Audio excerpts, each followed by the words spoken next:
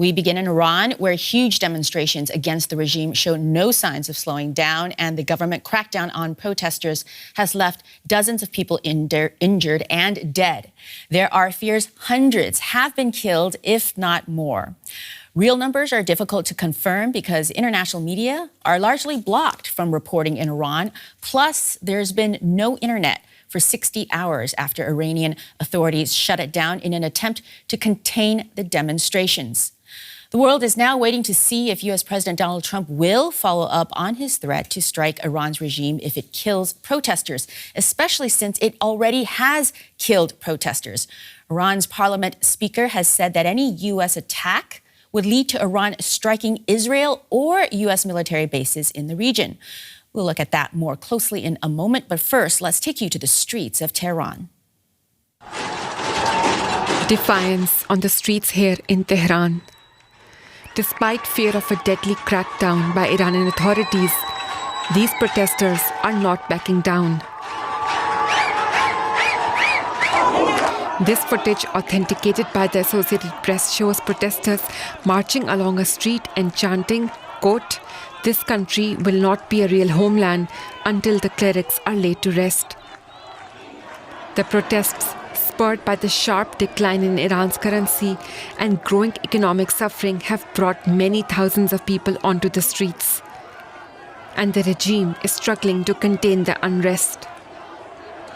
The leaders showed some sympathy initially, acknowledging the genuine anger, but then carried out a brutal crackdown. There are reports that dozens of protesters have been killed.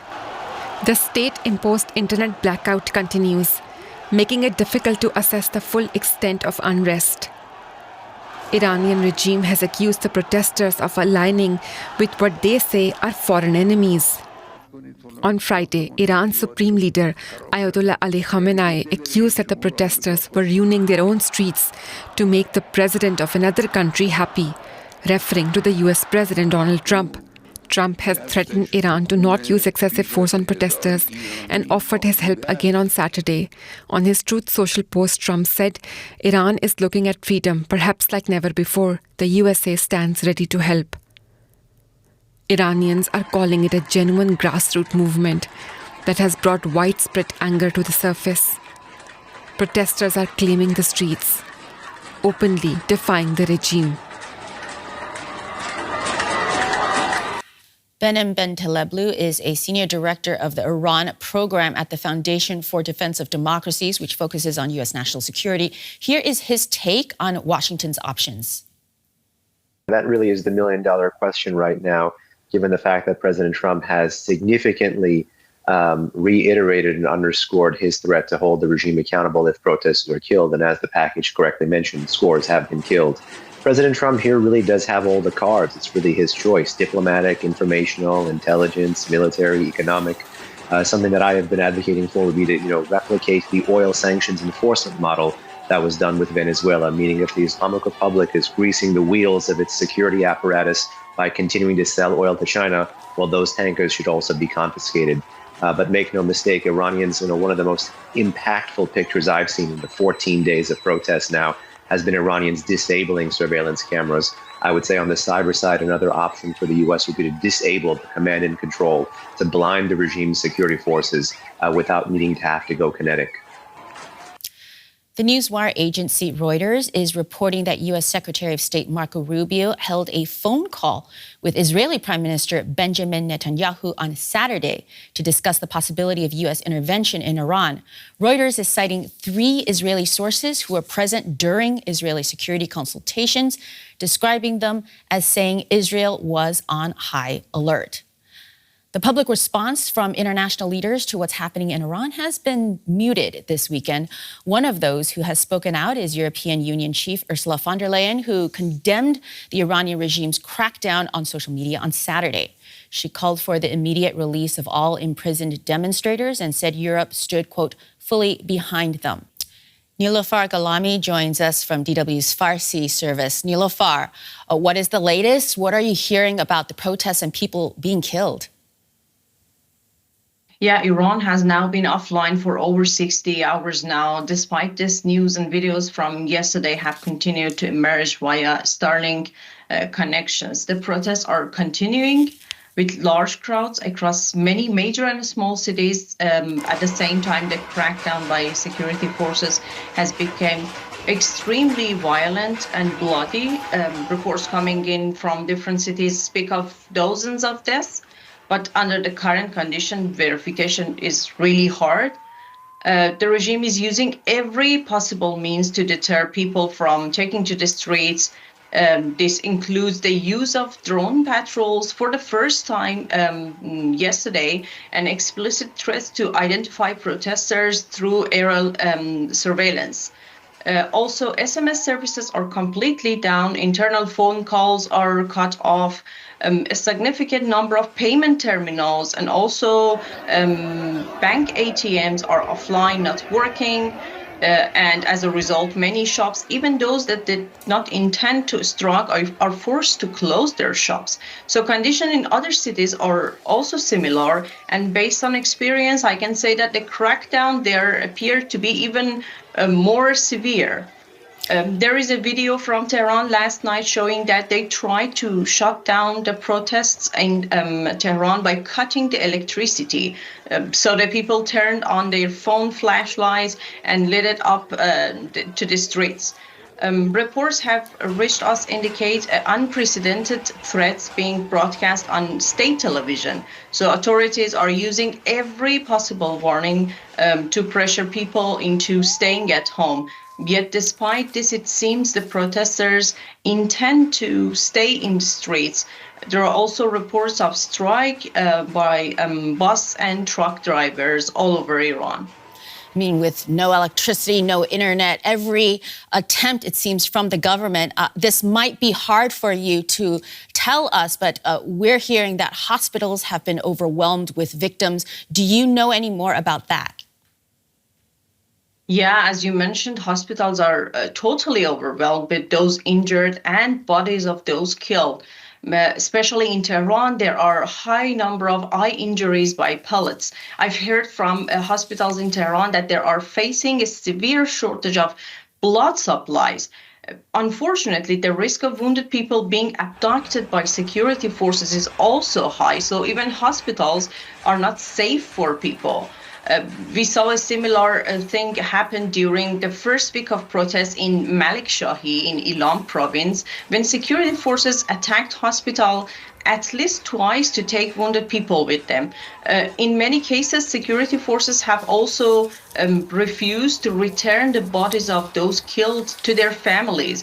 Another report from Tehran indicates that families were asked to pay huge amount of money for the bullets used to kill their loved ones, claiming that, the bullets were funded with public funds.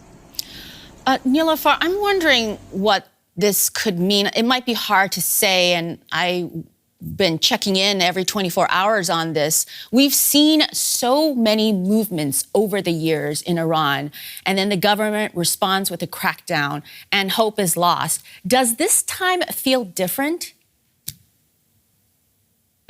From the scale of crackdown, the threatening statements by official and state media coverage, it is clear that the situation is completely different, and it was unexpected for them. So you can see the statements of some officials that they are unsettled. They are trying hard to manipulate, for example, religious people and their own supporters to turn them against the protesters. I've even seen some government clerics, some that with past corruption allegations, telling people that, this is not the right way to protest, and that they should go home and wait for a designated time and place to demonstrate. But I believe hearing such statements from these figures only fuels public anger further. Now, Iran says U.S. military bases in the Middle East, as well as Israel, are legitimate targets if it is attacked. What do you think? How seriously should we take this warning? I think the reason for such threats is fear of a potential attack by U.S. or Israel. And the regime may hope that these warnings will prevent such an outcome. However, in a critical situation, I think they could also decide to take extreme actions to push the country into a wartime scenario, for example, attacking Israel or maybe US military bases. But such a move would be extremely costly for the regime itself, I guess, because the consequences are uncertain and it is not clear how the other side would respond, because President Trump also threatened. Moreover, right now, the government is main focusing on the bigger problem at home, so the situation inside Iran. But yet things could change at any moment. We need to wait and see. Niloofar Gholami of DW Farsi Service, thank you very much. Thank you. Meanwhile, there has been strong support for the protests from Iranians in exile. People around the world have come out to show their solidarity with protesters in Iran. Demonstrations are being held across Europe. This was the moment a protester stripped the flag from Iran's embassy in London, replacing a symbol of the clerical government with Iran's pre-revolutionary banner. We're all here today because we're wanting a free Iran. We've wanted this for 47 years, but we have been ignored. Our cries, we've been silenced. This IRGC, the government of Iran, is the Islamic Republic versus Iran. It is not the Islamic Republic of Iran. In Berlin, Iranians living in exile say it's time for a change in their homeland.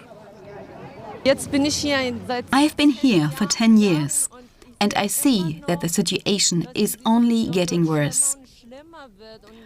The people are at their wits' end. They don't even care if they are shot. They want their freedom, their rights, and their land back. In The Hague, these protesters carried portraits of Reza Pahlavi, the son of the former Shah. But their thoughts were with their loved ones in Iran. I think a lot of people right now have that same problem, that we cannot even sleep. You know, and what we all want is just basic human rights, that it isn't provided by the Islamic Republic. So it is really, really worrying, yes. Human rights and political change. Simple demands unifying demonstrators in Iran and around Europe. We're going to our correspondent in London, Birgit Maass. Birgit, there's a big Iranian community in the UK. What are their concerns and what are they demanding?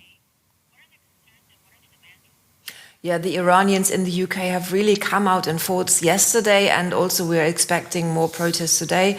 And they really want democracy and human rights. Now, it's interesting, there are some prominent figures from the Iranian diaspora also in London, and some of them have penned a letter to President Trump. Shirin Ebadi, who is the lawyer and winner of the Nobel Peace Prize, she's one of the most important intellectual diaspora figures from Iran, and she was one of those signatories.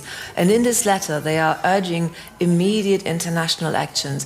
They are saying that there is no more, basically, road for all avenues for curbing the regression in Iran have reached a dead end. They require assistance, and they're reminding President Trump that he has in the past promised to come to the aid of protesters. And they are saying, do not allow the world to turn a blind eye to yet another crime. So this is from prominent dissidents, and some of them based in London. And so they want international action. Now, yesterday there were pretty dramatic pictures, including one of the protesters climbing to the balcony of the Iranian embassy and pulling down the country's flag in London. Have we heard much from the British government? We've had just a few words from the British government, a statement together with France and Germany urging the Iranian government to show restraint.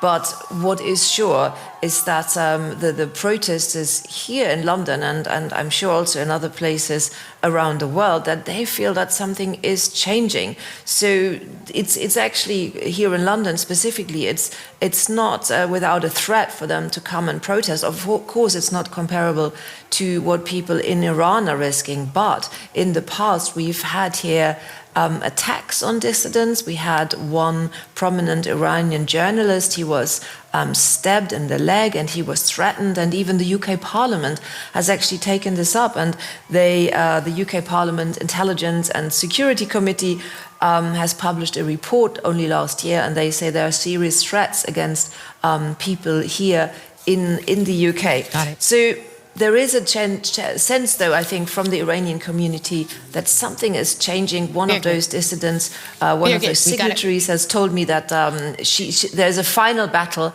and there is hope and energy in the air. Okay, DW's Birgit Maass in London. We will have to leave it at that. Thank you very much.